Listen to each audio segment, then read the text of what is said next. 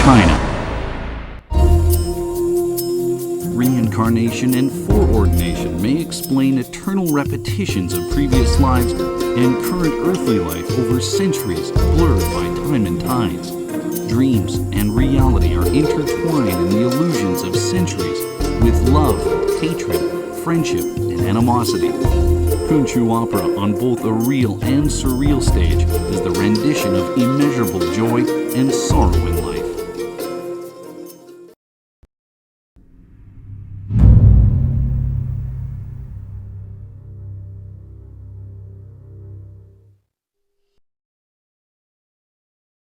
Zhuangzi was a Chinese philosopher who lived around the 4th century BC. He once dreamed that he had turned into a butterfly.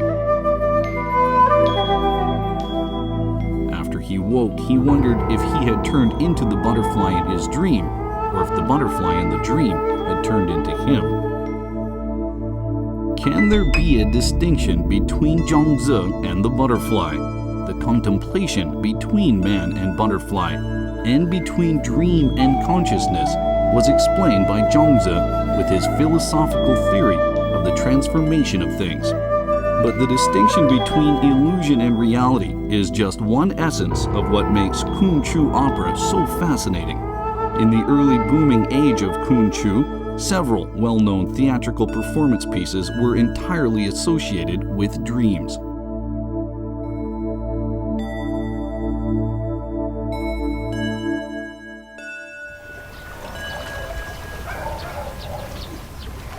In the spring of 1955, Ding Ling, a famous female author, was convalescing in Hangzhou City.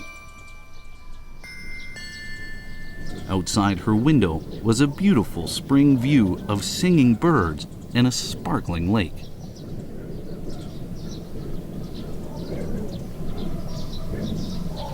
In the corner of a local newspaper, Ding Ling noticed a small ad for a local theater troupe performing 2 KunQu opera plays.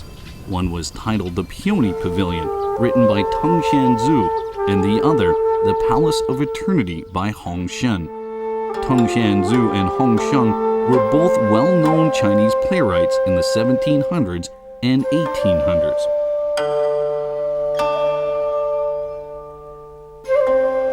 In the 1950s, KunQu was an endangered style of opera, but in the West Lake area, where KunQu derived, it gave Ding Ling great pleasure to hear it in its original form.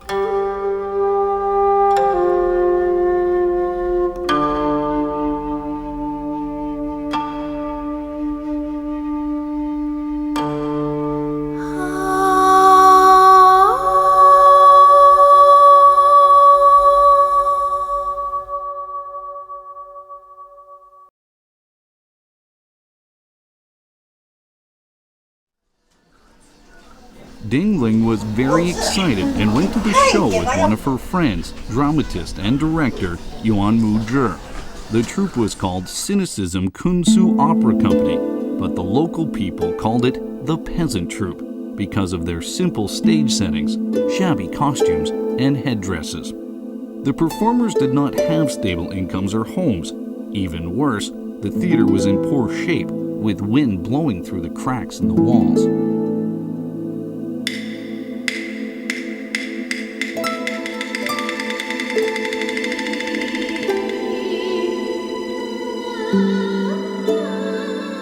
But once the instruments started playing the authentic aria of KunQu, Ding Ling and her friend were enchanted by the soft opening and the fine ending melodies, as well as the stage acting of this seemingly insignificant KunQu troupe.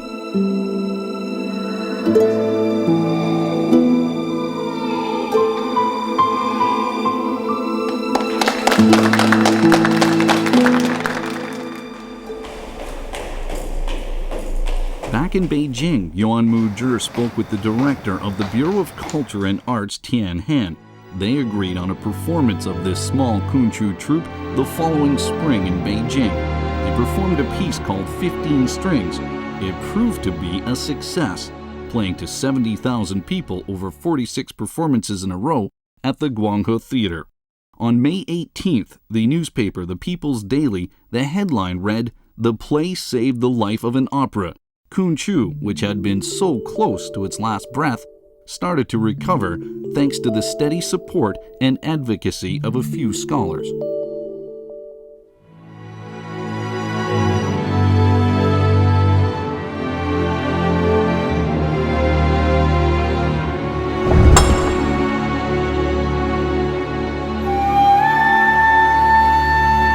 One of KunQu's lyrics goes, "Flowers, grass, bid my stay, living or dying, let me be. Sad or troubled, none are to blame." The souls of Chinese scholars were very deep and sad. Over the past 600 years of KunQu opera, it's hard to tell how many people have been reduced to tears by this line of KunQu.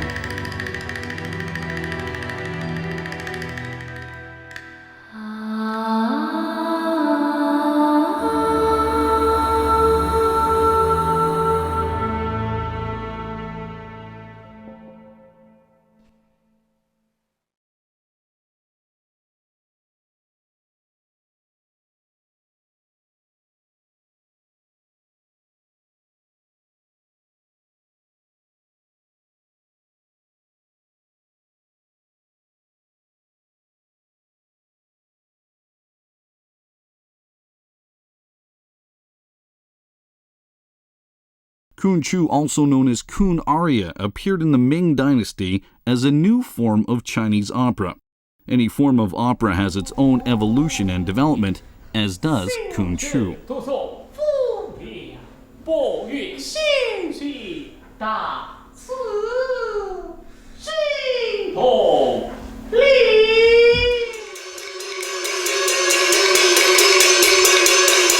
A historical event unexpectedly gave birth to the KunQu, the overthrow of the Jin dynasty in 1234 AD by the Mongolians. To the north of the southern Song, the Mongolians gained power after overtaking the throne of the Jin dynasty.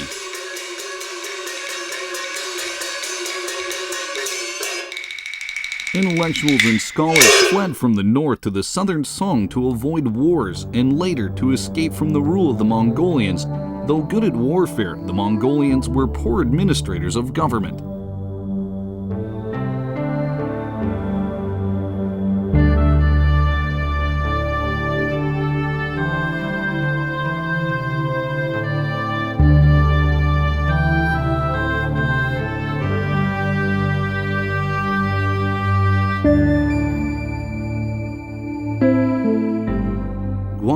Qing was one example. He called himself the boss of Yuan drama and a leader of the opera house. He would self-mockingly describe his life as such: "I played the moon here, drank the liquor there, enjoyed the flowers afar, and cat around near." A seemingly frivolous Casanova, he was actually biding his time to refocus his ambition. Qing was not alone. A large number of intellectuals and scholars learned the art of dramatic writing.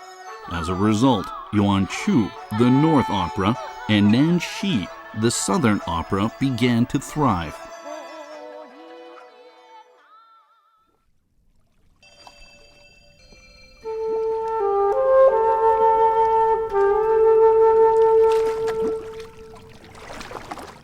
Many disappointed officials and scholars came to Linan, present-day Hangzhou, the capital city of the southern Song, seeking a government position so they could help the country.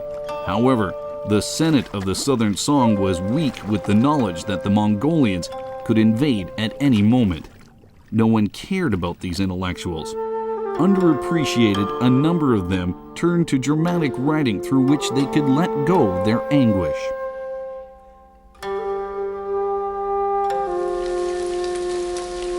Among various local plays and operas, a play and a folk opera, both from the South, became increasingly popular. The singing, music accompaniments, and acting from these local forms of art mesh into one type of art with amazing musical variations. It is the main contributor to Nanxi, the Southern Opera.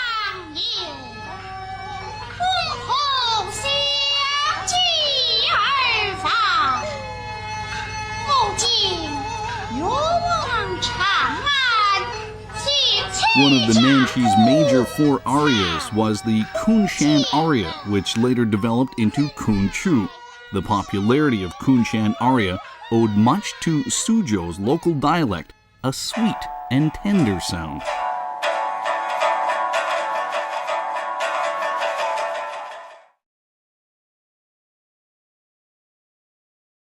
The person who brought the Kunshan aria to a great height of development and finally made this aria dominant was Wei Liangfu from Suzhou in the early years of the Ming Dynasty.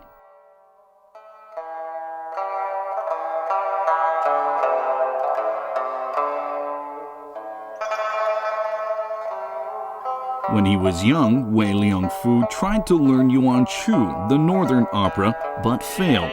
Then he turned all his attention to Nanxi, the southern opera. One day he overheard a nice Yuanchu melody from a young man with a string instrument. The beautiful rising and falling tune was loud and clear.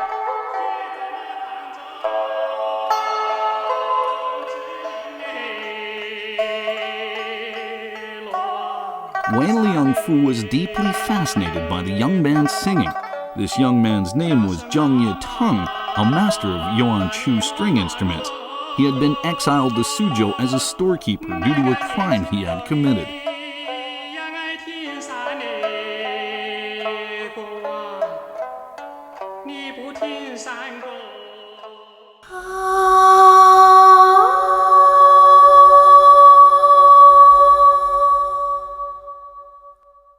Wei even betrothed his daughter to Zheng. With Zheng's help, Wei soon captured the essence of the art of the northern opera. From there, he reformed it by taking the Central Plains rhymes, Suzhou pronunciation, into the spoken part of the opera and introduced the musical accompaniment into Nanxi, which initially only had percussion. With the gentle features of the Suzhou dialect in mind, Wei and Zheng introduced wind and string instruments along with percussion to create the Kunshan aria musical accompaniment. For 10 years, Wei devoted himself to the study of pentatonic music and gradually established a new way of singing the Kunshan aria. It was so subtle, refined, and gentle in style that it was respectfully called water-polished aria. Due to Wei's contributions, Kunshan aria was developed into a flawless art of KunQu. For this reason, Wei Liangfu is honored as the originator of the KunQu opera.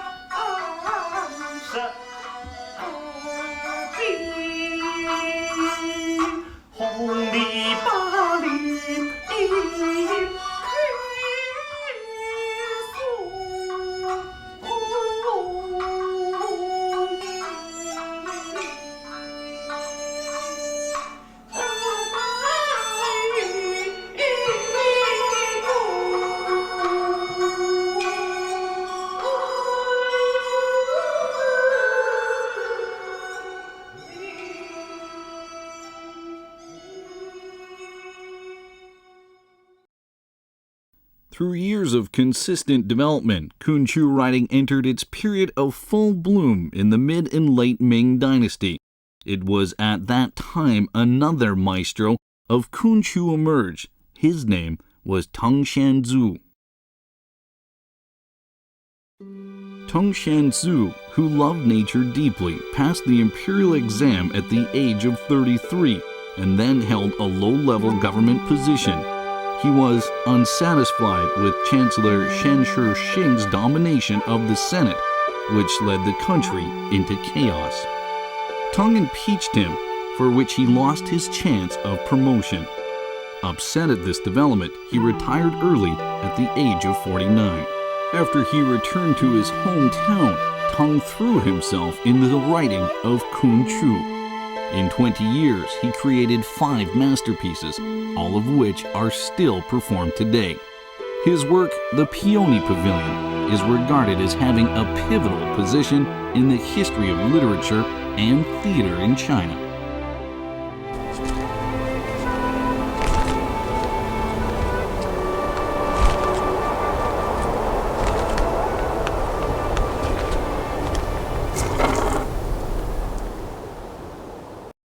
All of Tung's major plays are fairy tales, and all the leading roles are seeking their direction through their real lives and dreams. This reveals a classic Chinese philosophical idea: life is like a dream.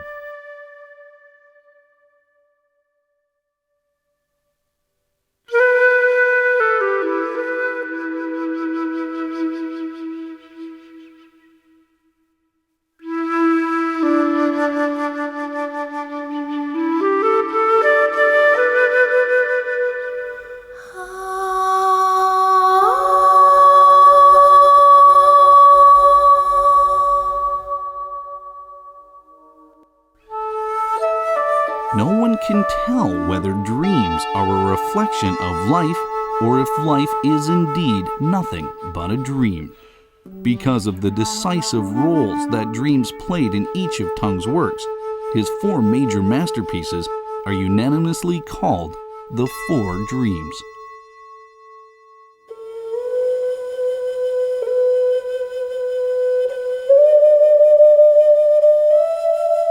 The Peony Pavilion is the most famous piece by Tung Xianzu. The story is about a beautiful young lady named Du Lingniang. One day, she snuck into the garden. She dozed off, and in her dream, she fell in love with a young scholar by the Peony Pavilion. After that, haunted by memories of her dream lover, she fell ill and soon died of a broken heart.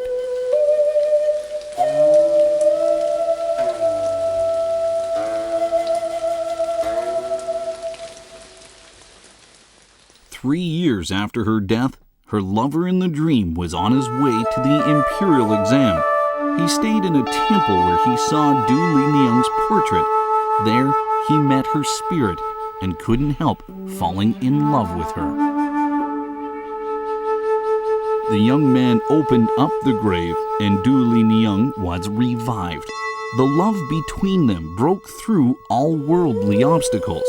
They finally became man and wife. Tung wrote his own account about the story in the foreword of the Peony Pavilion like this: "Who can tell the reason for love? Love can be so deep that it could make the living die and the dead live."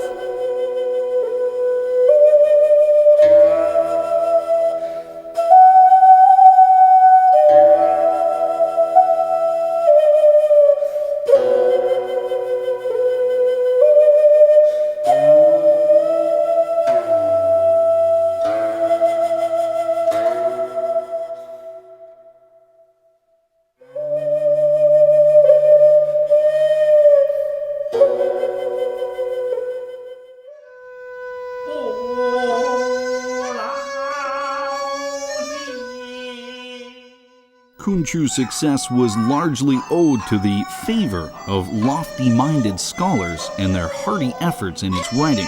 However, it was hard for this cultured art to remain popular in a commercial society.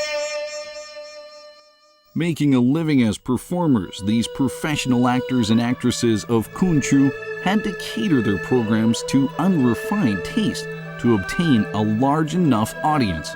The performance of KunQu requires relatively higher skills in recitation as well as singing. In contrast, the rising Peking opera was much easier to understand and learn, and it gradually became the dominant form of Chinese opera. As a result, KunQu, as an elite art form for narcissistic people, declined in popularity during the end of the Qing dynasty.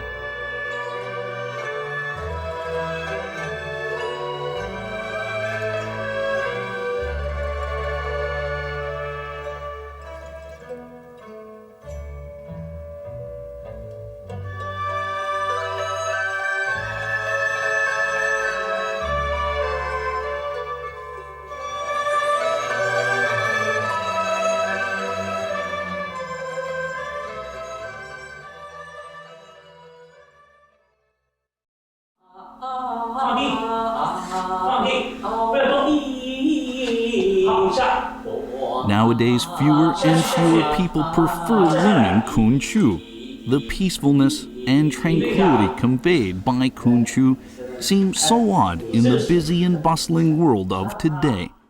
KunQu Opera's hope lies with the passion of the young generations of China to carry on its spirit and romance.